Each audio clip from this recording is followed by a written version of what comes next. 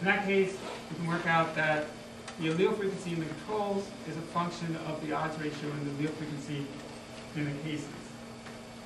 And we can graph it out here as a function of the allele frequencies in the cases. The AUC we've achieved for odds ratio of 1.5, so it never goes much, perhaps 55%. To get an AUC above 80%, we need an odds ratio or larger. And we get our peak when the allele frequency in the cases and controls are with one marker. There's other criteria besides the AUC. There's predicted value, which is probably being affected given your test comes out positive. And that's probably what we think of as risk. There's a counterpart of that, negative predicted values. It's calibration, so if you add in your test, how well did people get reclassified? Did they get classified better with the addition of the test or not? And there's some other measures that are discussed in a very nice paper by Alice Whittemore. So the last slide showed that even if you have a really strongly associated SNP, it might not provide high discrimination ability, or it might not improve classification. Now we'll look at what it might do if you take conventional non-genetic risk factors and add in SNPs. And here's an example from 2008. I know this is a bit too small, but basically in this study, Janssen et al. Looked at cardiovascular disease, coronary heart disease, prostate cancer, and type 2 diabetes, and they took the conventional clinical risk factors, built a risk prediction model. So for example, here, type 2 diabetes with age, sex, and body mass index. And then they added in most highly associated SNPs to date. And they asked, how much did the AUC change when you added in these SNPs to the model? And here's the improvement in the AUC. So it was 78%, it went to 80%, and things like that. So as you can see here, for at least these complex diseases, the AUC didn't change when you added in these highly associated SNPs.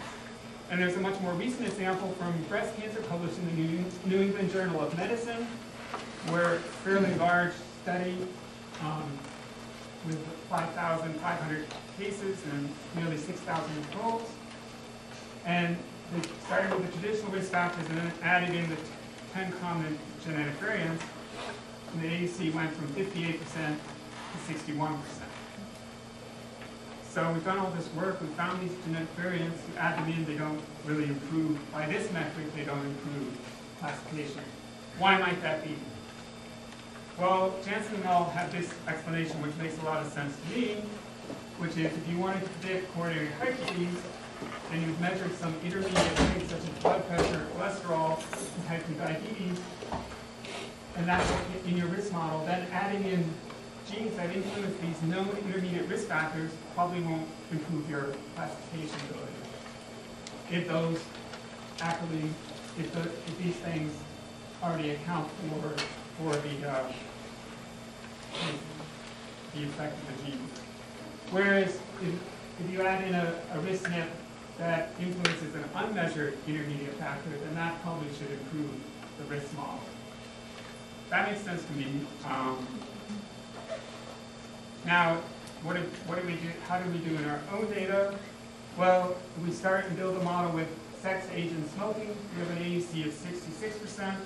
Unfortunately, we didn't have family history coded.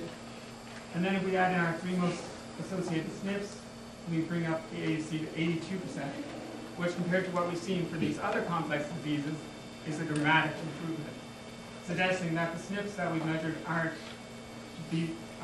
influencing these intermediate covariates. Now, I note in passing that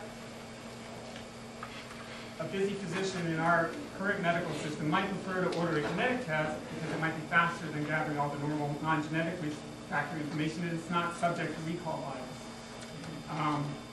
However, I would prefer to go to a physician who takes the time to get to know me and know my individual risk factors and conditional risk factors. So let's look at our 3 SNPs. So we have for age-related macular degeneration, so we have these 3 SNPs. Some of them have very small p-values. Again, all of these have been extensively replicated. These are true positives. And if we build models, we start with our null model, we'll have an AUC of 50%, when we add in one of the loci at a time, we can get up as high as 70%. We put in the two of them, we can get up to 77. With 3 genes, we can get up around 80%. The curves look like this, where these are the various curves with different numbers of genes in the model, and then this black curve is the curve with the 3 genes in it. And how well would we do? So suppose we wanted to draw the threshold so we correctly classify 74% of the cases. Well, unfortunately, then we wrongly classified 31% of the controls. And if we wanted to make this number higher, the false positive fraction would go even higher. Another way of looking at these results is what's called the integrated predictiveness and classification plot. And this is for the 3-factor model. So what we do is we estimate the risk from the genetic data, and then we plot them as a function of their risk percentile. And the vertical hashes indicate controls, and the dots indicate cases. And you can see in the low risk groups, they have, as you would expect to see, more controls. And in the high risk group, we have mostly cases. And so, if we want to draw a threshold for classifying people, so it's a 4% threshold, we can drop down here and see that that corresponds to the 74th percentile on the true positive curve and the 31st percentile on the false positive fraction curve. So we end up with these numbers.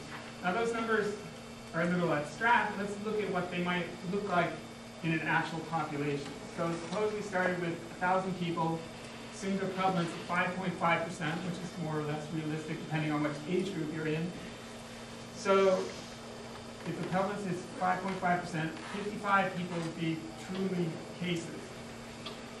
And the classifier would properly classify 41 of them as high risk and falsely reassure 14 of them as being at low risk, which isn't too bad. But the problem here is the majority of the people in your population are truly unaffected.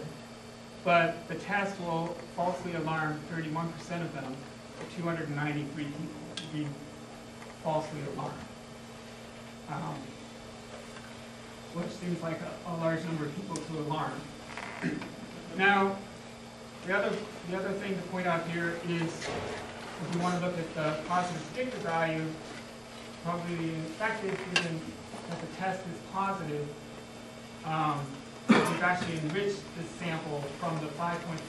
We basically doubled the number of truly affected people in the sample. So if we wanted to test preventative therapies, having 12% instead of 5.5% of the study cohort as 2 cases might be helpful. But in terms of a clinical test for the general population, you're going to needlessly alarm 88% of the high-risk cohort.